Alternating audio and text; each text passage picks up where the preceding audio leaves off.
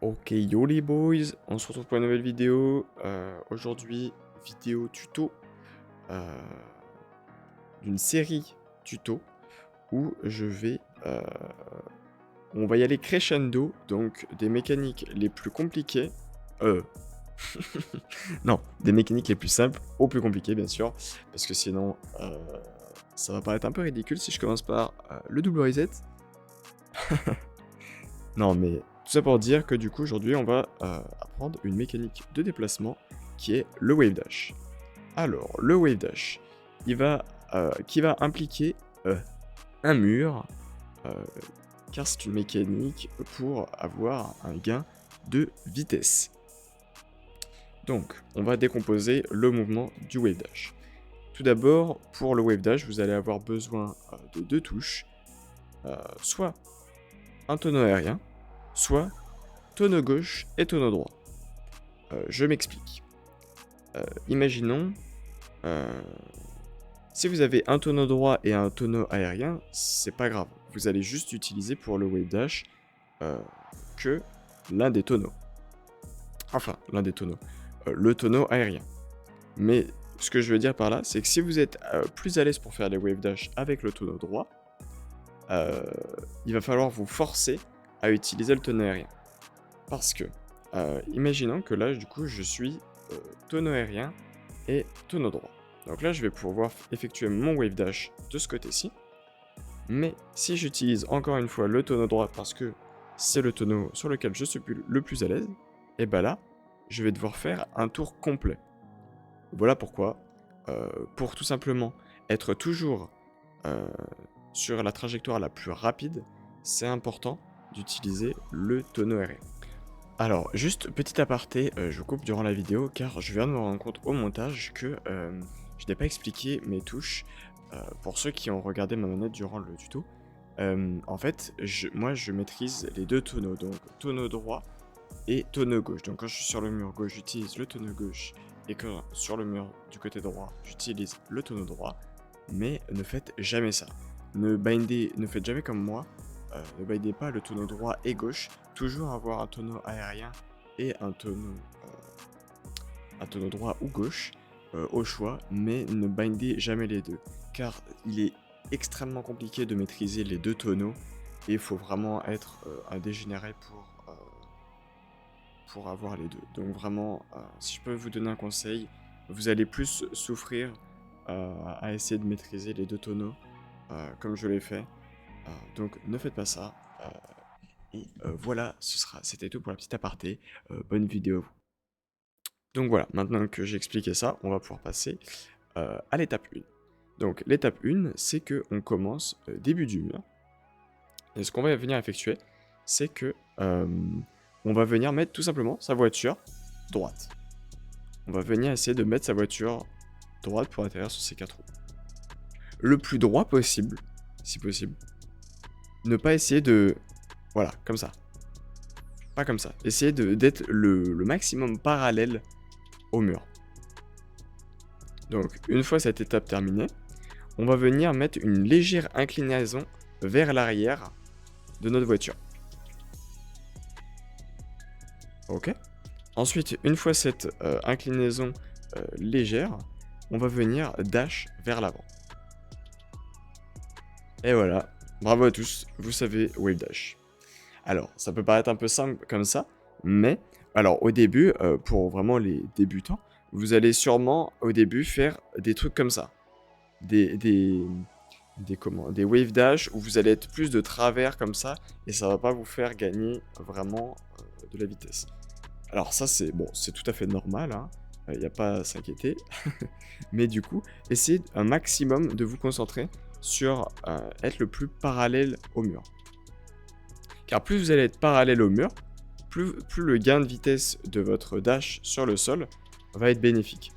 Car vous doutez bien que si je fais comme ça, le gain de vitesse va pas être aussi bon que si je faisais comme ça. Donc voilà, donc ça c'est pour le wave dash. Tout simple. Donc pourquoi je dis tout simple Car on est en bas du mur. Donc là, on va dire que c'est la phase la plus facile, on va dire, à apprendre. Moi, je sais que j'ai une connaissance à moi où j'ai appris d'ailleurs à Wave Dash, et il l'a appris en une petite heure, je pense. À Wave Dash, on va dire, de cet endroit-là du mur, car oui, on peut le faire sur différents endroits du mur, dont très haut sur le mur. Sauf que là, ce sera légèrement plus compliqué, car en fait, si vous le saviez ou non, dans Rocket League, on a un temps avant d'utiliser son deuxième dash. Donc, alors je n'ai pas les chiffres exacts, je pense que c'est 1 seconde et demie, ou un truc comme ça, je ne sais plus. Mais, du coup, vous ne pouvez pas dash après un certain temps passé dans les airs. Pourquoi? Parce que là, du coup, si vous êtes ici et que vous voulez faire comme en bas, et bien ici, vous allez mettre trop de temps avant d'atterrir et de faire votre dash. Donc là, ce qui va se passer, c'est qu'en fait, vous allez accélérer vers le sol pour diminuer le temps passé en l'air, pour ensuite pouvoir wave dash. Alors là, ça va être un peu plus compliqué, il va falloir être un peu plus coordonné avec vos doigts. Mais si vous maîtrisez parfaitement le wave dash à cet endroit-là, il suffit juste d'accélérer vers le sol. Au début, il y aura des loupés, ça je vous le cache pas. Mais comme ça vous permettra de wave dash de n'importe où depuis le mur. Donc là ensuite, j'ai commencé très haut hein, pour vous montrer par rapport au temps passé en l'air. Mais vous pouvez le faire très bien au milieu du mur. Hein. En fait, à partir d'une certaine distance, vous allez devoir accélérer vers le bas. Et pour ce qui est des wave dash au sol, arrêtez ça. Vraiment, c'est vraiment mauvais. Ça ne sert à rien. Et vraiment, si vous voulez gagner de la vitesse, faites des front flips. Vraiment, en 2 front flips, voilà, vous êtes en vitesse supersonique. Donc, arrêtez, n'essayez pas de faire des wave dash comme ça. C'est plus joli que utile. Mais voilà. Et je pense que pour ce tuto, je pense qu'on est pas mal. Juste une petite variante. On peut aussi wave dash sur les murs. Alors là, c'est la même mécanique que du coup si on était sur le mur. En fait, il faut imaginer que le sol, c'est le mur. Et que le mur, c'est le sol. Mais alors cette étape, vraiment, l'effectuer en dernier. Parce qu'en fait, on va avoir besoin de cette accélération vers le bas. Parce que là, en fait, le mur, contrairement à ici où c'est la gravité qui nous emmène, en partant du sol, c'est exactement comme si on partait du haut du mur. C'est notre accélération à nous qui va venir nous projeter sur le mur. Donc, vraiment, cette étape, la faire en dernière, accélérer vers le mur, s'aligner avec le mur, toujours cette petite inclinaison vers l'arrière, et ensuite dash. Ça, ce que je viens de faire, ça vous arrivera sûrement très souvent au début, mais une fois que vous aurez ce timing, hop, alors ça aussi ça va vous arriver, et vous allez voir, après, ça va venir tout seul. Il faut venir, je dirais, avec assez de vitesse vers le mur. Par exemple là, vous voyez, si je viens comme ça, on peut l'effectuer, mais le gain de vitesse sera pas exceptionnel. Même si, en fait, quand on allie les deux, parce que c'est aussi à ça que ça sert le wave dash, une fois que vous saurez maîtriser tous les aspects du wave dash, donc en haut du mur, en bas et depuis le sol, vous allez voir que vos mouvements vont tout de suite être beaucoup plus fluides, vous voyez. On peut vraiment gagner de la vitesse très facilement grâce au wave dash, sans même utiliser le boost. Donc voilà, donc quand vous commencez vraiment par l'étape 1, vraiment l'étape 1, c'est vraiment la plus importante. Si je peux vous donner ce conseil, n'hésitez vraiment pas à forcer sur l'étape 1 et à vraiment la maîtriser à 100%.